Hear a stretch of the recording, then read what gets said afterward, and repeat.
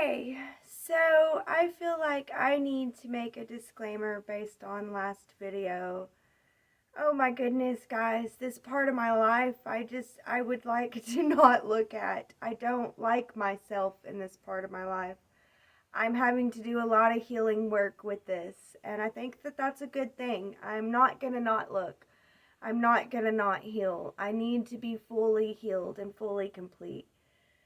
And it's difficult because I want to make excuses for myself in this time of my life, but honestly, I was working unconsciously. I wasn't conscious of a lot of the things that I did, but I should have been. There's no excuses. But at the same time, I do want to address something that I said in the last video. I talked about my senior prom, and after this senior prom, walking down the hill to see a girl passed out in a truck that looked like guys were taking turns on her. And I just turn my back and walk up, and I don't say anything. I think I said something to one person at the party, but I just, it's wrong. I don't even know who this girl is. I don't even know who she is. How, if she remembers, if she knows, but I do know that whenever it was done to me, I did know. I did remember. It was like waking in and up and not being able to control your body. And the fact that I feel like I'm complicit in this act, and it's harsh. It's harsh to be on this side of reality and to see, that I put having a good time and, not dealing with these big things ahead of what should have been done. And it's tough. It's tough for me to live with and to know that I did that because it's not right. It's not right at all. And I should have been there for my sister to protect her temple and her body when she couldn't. Maybe she didn't have a choice.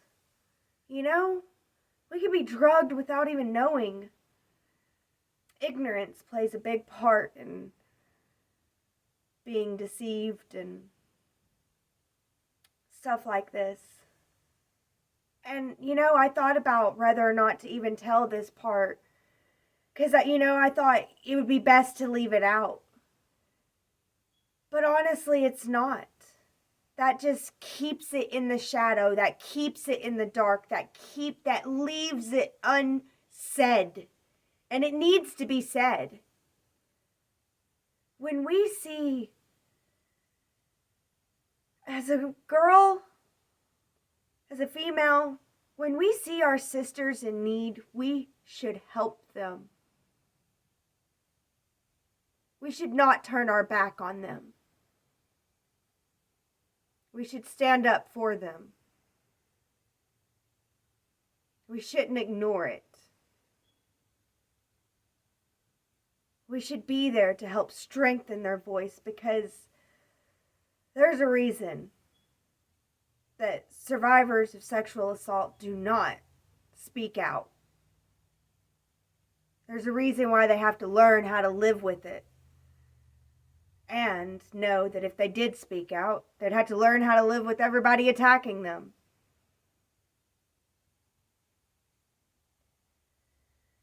It's not easy. And I hate to know that I helped perpetuate the problem. I was a part of the problem. I was. But I don't ever want to be a part of the problem ever again. And I will begin to speak out. I'll speak out more and more for all of us. And hopefully, a change can be made. And we can see the value and the sacredness of everyone. I believe it's possible. But yeah, I understand why victims do not speak out. Whenever I first moved to Mountain Valley, there was a girl being ran off. Everybody was like, "Go away, you liar, you slut, you liar." And I was like, "What'd she do?" giant red flag. She lied about Zach raping her. That's what they told me. That she was a liar and she lied about rape. So she needs to be tarred and feathered and strung out, you know? Tell her to get on with her lies. I don't know that girl. I also, now, looking back, I don't know if she was lying. But I did participate in the tar and feathering. Totally ignorant. Totally ignorant. I had no idea who Zach was, except for he's some really, really cute boy. I had no idea who she was.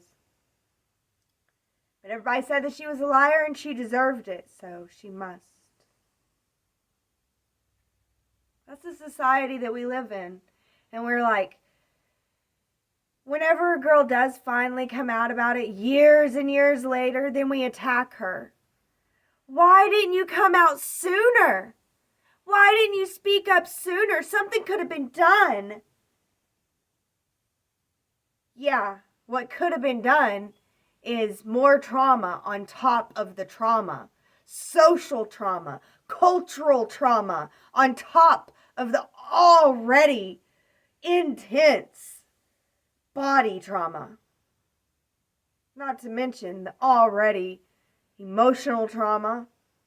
So much. Why don't you stack more trauma on top of you? You have so much already.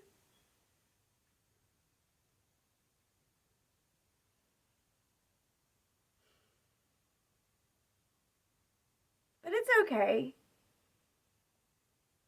Again, I do believe, I do have hope for a brighter and better future. I have hope that we will see the light. We'll take these things out of the darkness and look at them and learn and grow from them. I have a lot of hope in the future generations. I'm not one to say, I'm a millennial. My parted hair kind of gives that away. But yeah, I'm not one to say that the Gen Z generation are messing everything up. I think that they're rising into a new and brighter future. There's a reason why I'm able to talk about this now.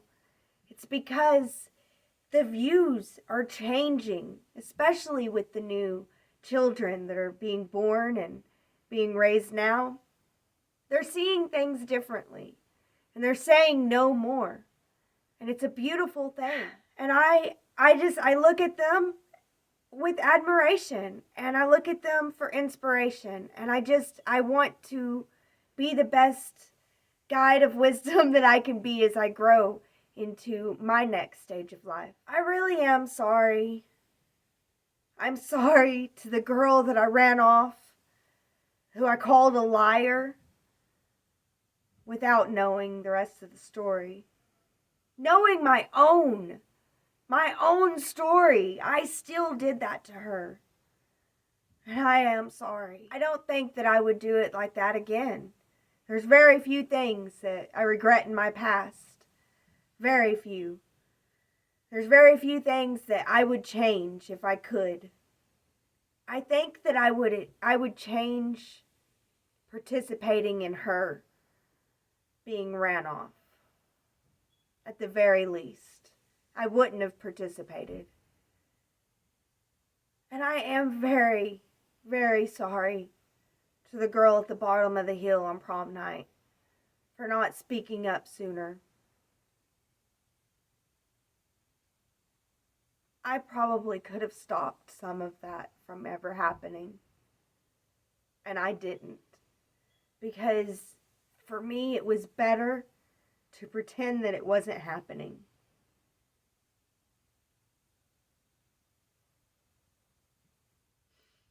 I don't know if she'll ever get to see this, But I do hope for a better future where girls understand that we are sisters and we are a sisterhood, and we cannot let our sisters be violated, and we cannot participate further in their violation whenever they speak up. Maybe they'll never get heard by our brothers, but at least let us be heard by our sisters. Her body is just as sacred as mine. It's just as sacred as yours. I'm not trying to say that only female bodies are sacred. Male bodies are sacred too. And they should not be violated either. But I'm a female, and I live from the female perspective. Females are the great uplifters. Whenever we fail to uplift ourselves, we have no more uplifters. Because we can only uplift when we're lifted up. We can't tear each other down and expect to have a happy future. We can't keep doing this. We can't ignore it away. You can't ignore it away. You have to speak up. You have to speak out. We all have to. I know that it's not easy, and we don't want to look at this stuff. I get it. I understand. I really did think that it would be better just to skip this part of the story. But now I see that this part of the story not only doesn't need to be skipped, but it deserves its own video, its own time.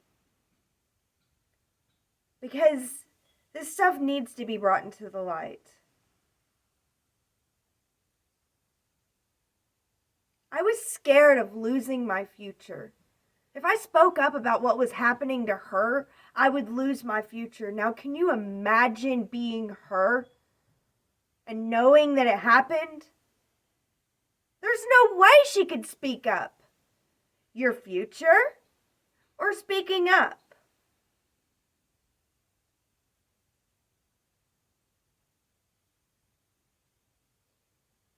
But again, no excuses.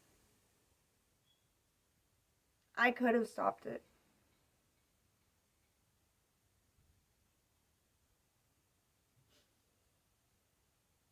I have a lot of problems with myself at this age. I just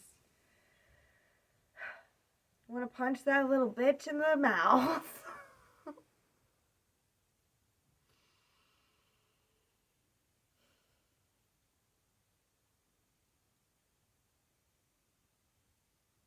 But at the same time, I understand. There's no excuses, but there's lessons learned. And hopefully, the fact that I needed to go back and forgive myself for that will help us all to learn an important lesson about speaking up, standing up, doing what's right, or regretting it later on. Let me tell you, those regrets, they can build up and they can eat you alive.